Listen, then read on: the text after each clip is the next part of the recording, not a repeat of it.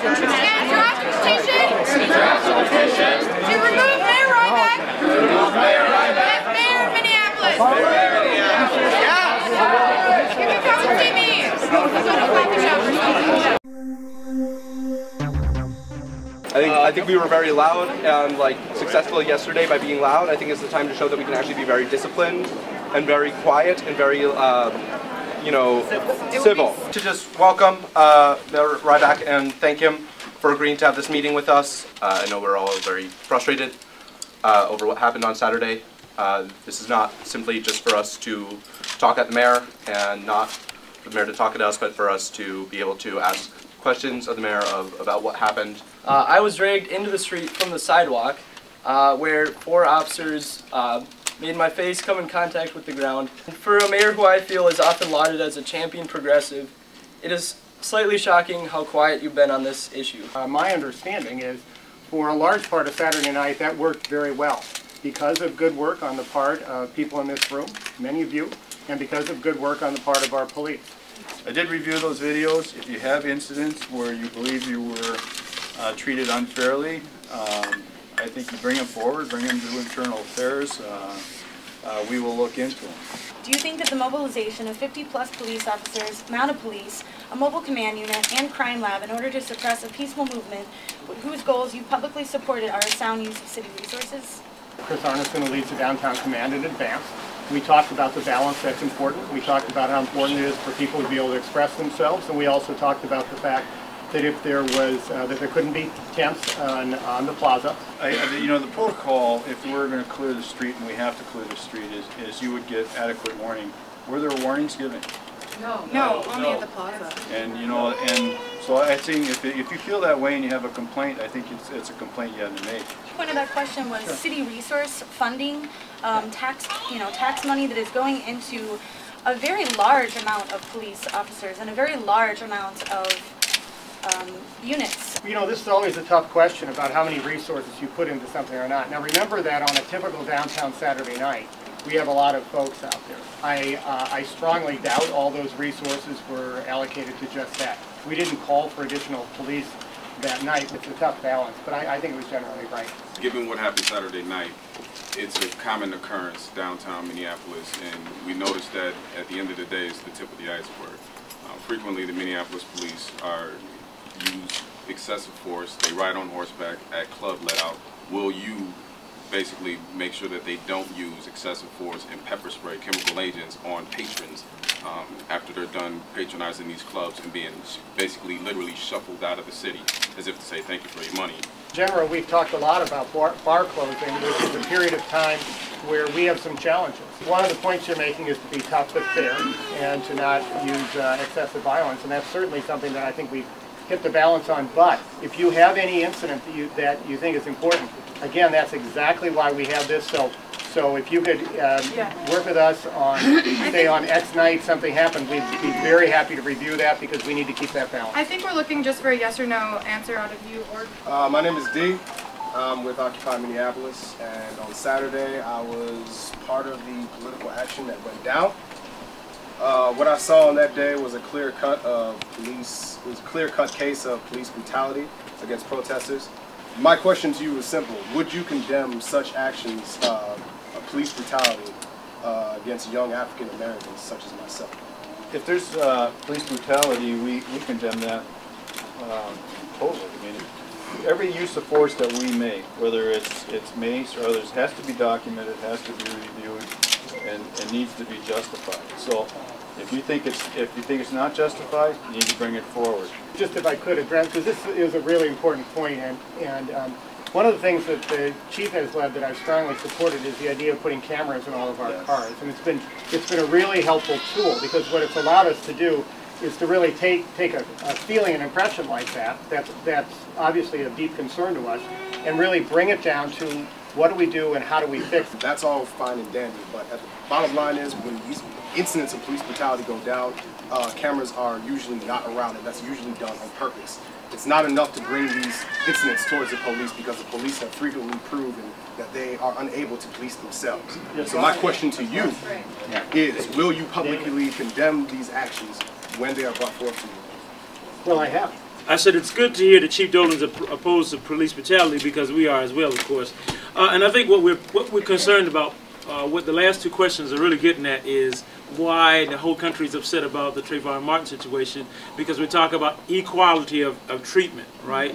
And what we haven't had, and the fact the room is filled, speaks to the fact that we haven't had that. The Occupy movement hadn't had it, at least recently, and definitely the black community we haven't had. We understand, Mayor, that there has to be law enforcement. That's never our issue.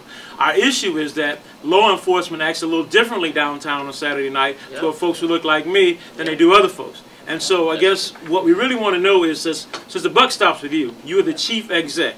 What are you going to do? I mean, you know, we've heard the platitudes, but what are you going to do? Because we know if you actually came out and made an example of someone, it would change things. So what are you going to do as a chief exec to hold your police department accountable? I'm in charge of the police department, and I hired the chief. They report to me, and this sits on my shoulders. There's not an easy answer to what you're saying. This is something that's about police and people of color all over the country.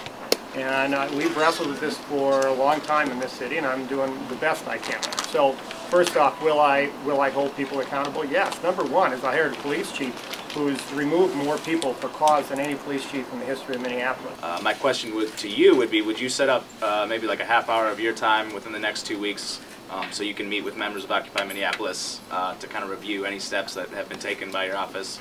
Sure. Well, you know, I always think it's important. I've been in an ongoing dialogue with people from Occupy. I just did set up a half hour. That's what we're doing here. I don't think I can commit another half hour in the next couple of weeks on it. I can commit to having an ongoing dialogue. The dialogue between the mayor's office and Occupy has been here. It's been there, here and there. What we're asking for is another meeting like this, where we can ask you and hold you accountable to actually doing something and opening this conversation widely, so that we can continue to express our First Amendment rights and continue to protest if we see fit. So we're asking in the next 2 weeks if you can take another half hour. If you can't do it in half hour or in the next 2 weeks, how about in the next month? So you won't commit to that half hour? I mean, I'll think about it, but I'm not going to commit. Okay, here. think about it. All right. Great. Prior to April 7th, Reoccupy law enforcement said it was going to ramp up with RNC-like capabilities.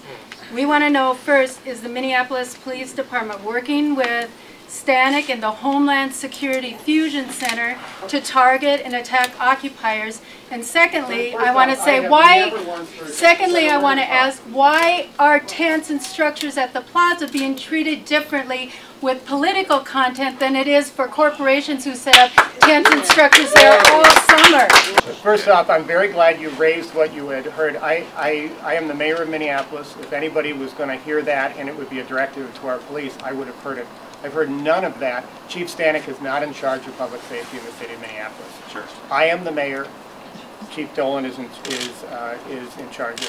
What did I Sheriff Chief? Homeland Security.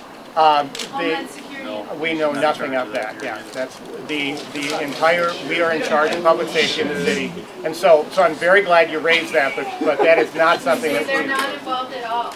I have absolutely no knowledge whatsoever of what you talked about. There's no discussion about that. There was a discussion way back about there were a few mayors involved in conversations about Occupy together. I wasn't part of any of those either. If I was going to break the camping ordinance for anyone, it would be for homeless people in this city. Then do it. Then do it! Mr. Mayor, the Civilian Review Authority was set up in this town to deal with the issue of police brutality. And your actions, sir, directly gutted that institution. That's right. Directly and personally, you yourself, Mr. Mayor. The Civilian Review Authority has been a real rocky road, and it's not something that I think is at its stage where it needs to be. I've been working for months, however, with our Civil Rights Director and Chief Dolan on restructuring that. In the middle of all of that, yeah, and quietly, so we could get it done right, and then bring it out. Without the knowledge of the CRA itself. Without the knowledge. Yes, the idea is we're trying to come up with a better process. In the middle of that, the legislature chose to come in and invalidate all of it. That kind of blindsided me. Civilian Review Authority is one where we have had challenges, and in its whole history there have been challenges. I'm committed to trying to keep making it better. Mr. Mayor, you said you didn't remember it at our last meeting. I'm here to inform you, I'm the gentleman who talked to you in your first election your first term, about your bodyguard who ran my son over with his headlights turned off, who had been fired from Bloomington Police Department for driving black with his lights off. He ran over my son with his squad car on his bicycle, beat him up, refused him medical attention. And Civilian Review Board reviewed it, and they didn't find any evidence. And I went back to Civilian Review Board, and Patty Hughes found these two officers guilty. Robert Olson reversed the charges due to lack of evidence because the bicycle that they had hit, that was my son was underneath, was destroyed from the police department.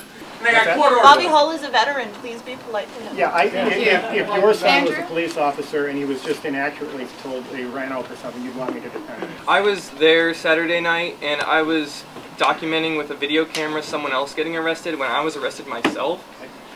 And from my experience that night, the police department and everyone in your office and connected to this assault has proven themselves extremely incompetent, and I'm wondering if you plan on dropping all the charges against the arrestees. Do you have a tape that says that has some information that we could learn from? It's on the internet, and it shows then we sent it to your the staff news as well. people getting their cameras smashed, and then me getting arrested. Are you going to drop all the charges against these people? Okay.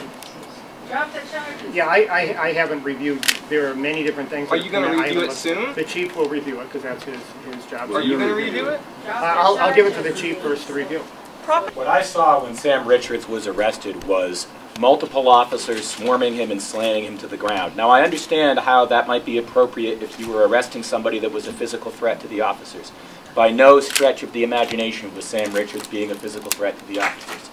Brutality does not always look like punches in the face.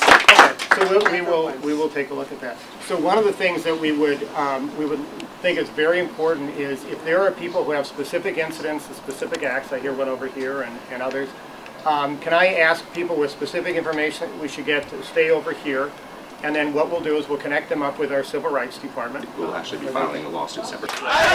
We need to share any information. We need to share any information with the mayor. With the mayor. Because everything's on YouTube. Because everything's on YouTube. And there are thousands of people. And there are thousands of people around the world. Around the world. That have been watching this. That have been watching this. And agree with us. And agree with us. I think that we need to continue. To pressure the mayor's office. By calling. By emailing. By coming and talking to him. Until